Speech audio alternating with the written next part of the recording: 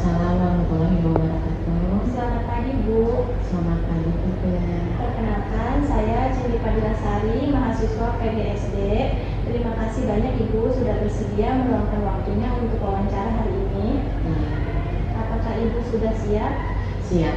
Saya mulai ya, Bu. Iya.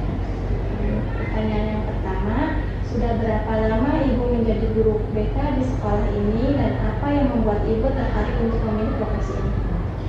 Sudah 3 tahun di sini Ibu sebagai guru BK dan profesi yang ini tuh sangat menarik banget bagi Ibu karena dulu itu Ibu suka sama guru BK karena konselingnya yang sangat-sangat santai sekali, enak, kita lebih dekat dengan guru tersebut gitu. Terus dulu Ibu ngambil psikolog pendidikan anak, jadi lebih tahu tentang kondisi anak gitu. Menurut Ibu, seberapa penting peran bimbingan konseling dalam dunia pendidikan saat ini, terutama dalam pengembangan karakter siswa dan emosional siswa? Penting banget dalam pendampingan konseling tersebut. Kalau misalkan kita tidak adanya konseling, maka anak-anak kebingungan untuk mencari pendamping di sekolah yang lebih dekat lagi gitu kan. Mungkin pandangan anak-anak yang bermasalah BK itu disebutnya sangat menakutkan. Padahal di sisi lain BK itu lebih hati ke hati lah gitu kan. Yang tadinya anak mungkin banyak masalah gitu kan, entah di sekolah, entah di rumah gitu kan. Jadi lebih enak lagi, lebih punya sebutnya. Ya di rumah ada orang tua, kalau di sekolah kan disebutnya BK gitu kan. Peran BK itu sangat penting untuk pembinaan karakter. Ya bukan cuma hanya anak yang bermasalah aja, anak yang tidak bermasalah pun sangat perlu banget di area di sekolah gitu. Contohnya yang melanjutkan kuliah dan minat belajar dan Baik Ibu, apa saja tantangan atau kendala yang Ibu hadapi selama menjadi guru BK di sekolah ini? Tantangannya itu ketika anak sedang ada masalah yang sangat luar biasa gitu kan. Contohnya seperti halnya dia tidak ada minat untuk belajar, tidak ada sama sekali.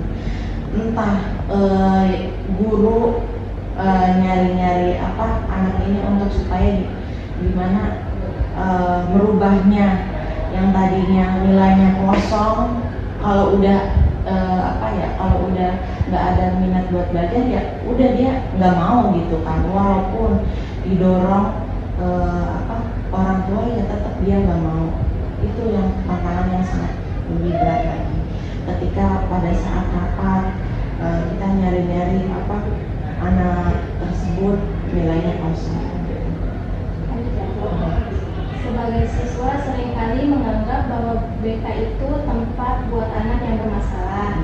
Nah, bagaimana Ibu menganggap itu dan bagaimana cara Ibu memotivasi siswa supaya lebih terbuka dalam ruang BK atau ruangan BK? Oke, kadang-kadang pasti anggapannya anak itu ruang BK itu tempat yang menyeramkan bagi anak-anak.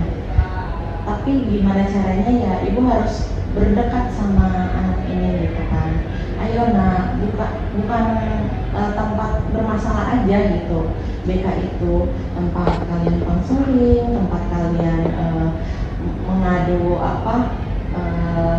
curhat seperti itu kan. Bukan tempat hanya ada sebutnya SP dan SP gitu kan. Tidak seperti itu. Terus ya Ibu sering pendampingan setiap masuk kelas. Tempat BK itu bukan tempat permasalahan yang sangat berat, tapi tempat kalian bikin nyaman lah gitu kan. Sejauh pengalaman Ibu, seberapa besar pengaruh layanan BK terhadap pengembangan pribadi siswa? Apakah sering terlihat perubahan yang signifikan? Ya, sangat ada perubahan lah, apalagi sudah keluar misalkan anak yang bermasalah nih, misalkan keluar SP1, maka dia ada perubahan seperti itu. Nanti sama guru BK setiap seminggunya di cross check apakah dia absennya masih ada atau masih mengulang kesalahan. Baik Ibu, kalau ada siswa yang lagi mengalami masalah pribadi atau akademis, bagaimana cara Ibu memberikan solusi atau pendekatan khusus yang Ibu gunakan? Awalnya ya Ibu kasih masukkan dulu konseling pertama, terus lalu kalau misalkan tidak ada perubahannya lagi, kita panggil orang tuanya. Terus kalau misalkan sehingga kalau sudah ada, biasanya anak-anak itu kalau udah ada pemanggilan orang tua pasti ada perubahan. Lalu sejauh mana peran orang tua dalam mendukung keberhasilan layanan BK? Apakah Ibu sering berkomunikasi dengan orang tua? Sering. Ketika anak ini melakukan kesalahan atau misalkan tidak melakukan kesalahan atau dia kebingungan untuk melanjutkan kuliah, saya panggil dulu orang tuanya.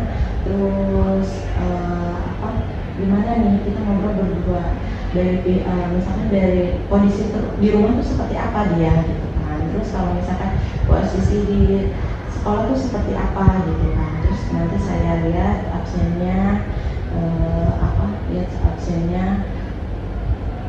masuk atau enggaknya gitu kan. Terus kalau misalkan yang melanjutkan kuliah, gimana Ibu, apakah Ibu sudah menyetujui si anak ini kuliah di sini gitu kan. Kalau misalkan Ibu ini menyetujui, ya udah gitu, berarti sama nih sama pendapatnya sama si anak ini gitu kan. Penting banget sih. Baik Ibu, untuk siswa yang kesulitan beradaptasi secara sosial atau akademis, apakah Ibu punya pendekatan atau metode khusus? Ya, pendekatan gimana? Baik Bu, untuk yang kesulitan beradaptasi secara sosial atau akademis, apakah Ibu punya pendekatan atau metode khusus? Oke. Kalau misalkan biasanya Ibu itu awalnya kan kalau BK itu kadang-kadang dikasih jam untuk masuk kelas ya, kelihatan mana nih yang si anak ini yang lebih introvert ya bahasanya, lebih introvert. Jadi Ibu pendekatan terlebih dahulu, ngobrol-ngobrol, dipanggil anak ini ke depan kelas. Terus ke depan kelas, maksudnya dia ke depan kelas ngobrol sama Ibu.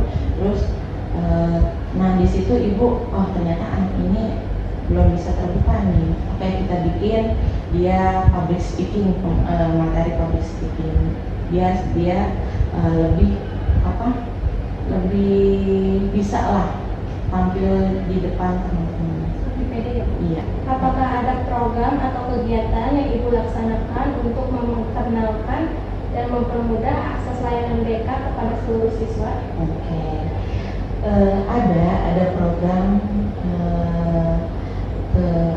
pada layanan BK ini, karena pada saat siswa baru gitu kan. Siswa baru dulu mungkin pada pas SMP, BK nih gitu. Jadi kalau misalkan di SMA itu kita pada saat siswa baru, mungkin program layanan BK itu sering bimbingan konseling yang melanjutkan kuliah seperti itu. Jadi supaya BK itu tidak disebut ada masalah terus-terusan gitu pada anak. Mungkin yang kita biar termotivasi, apalagi yang mau melanjutkan kuliah mungkin dari kelas 1, wah ini BK ada layanan untuk melanjutkan kuliah gitu kan. kita itu pada saat melanjutkan kuliah itu eh, dari kelas 1 sudah diberikan arahan untuk melanjutkan kuliah, karena pada dasarnya SMA itu ya untuk melanjutkan kuliah pengennya seperti itu gitu kan, karena dari situlah si anak, wah apalagi anak-anak yang berprestasi gitu, dia pasti wah ingin melanjutkan kuliah di negeri gitu kan, apalagi di luar negeri juga gitu kan, ada yang di luar negeri juga ada gitu. Jadi semangat untuk termotivasi dari situ tuh kan kita mempunyai program untuk melanjutkan kuliah. Baik Bu, sudah selesai wawancaranya. Terima kasih banyak atas waktu dan penjelasannya ya Bu. Iya. Jawaban Ibu sangat membantu dan memberikan banyak wawasan bagi saya. Semoga wawancara ini bermanfaat juga